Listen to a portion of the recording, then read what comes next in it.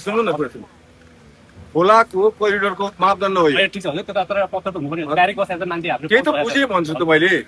यो काम एकैछिन रोक्नु लाग्छ। होइन, कुरा गरेर होइन, लाग्छ हजुर। अहिले त्यो पर्खाल भर्कारमा त जाने भयो होइन कि हजुर, अहिले हेर्नु न, मलाई थाहा छ। आदेश छैन कि हजुर। आदेश भने कसको आउनु होइन, म पर्यो, त ठिकै आउनु पर्यो। कहाँबाट आउनु पर्यो? कुनै एउटा वैधानिक के हुनु पर्यो हजुर। वैधानिक भने कोरिडोरको बाटो खोल्न कसलाई सोध्नु पर्दैन कि मलाई थाहा छ मापदण्ड। होइन कि हजुर। ए केबिडिएको यहाँ आउनु पर्छ सोध्नु।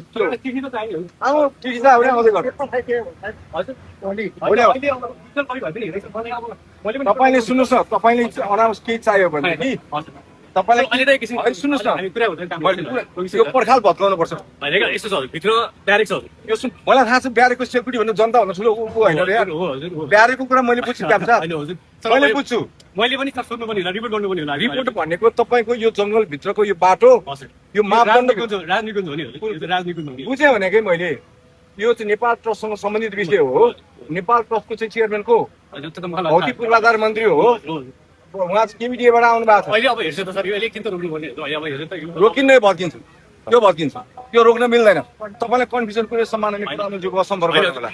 सुन्नु सर, सर यो एकछिन यसो तपाईँले तपाईँ जस्तो सरकारी निकाली आउनु होइन हजुर, अब यसो हजुरको कुरा बुझ्छु सर, चिठी त चाहिने हजुर।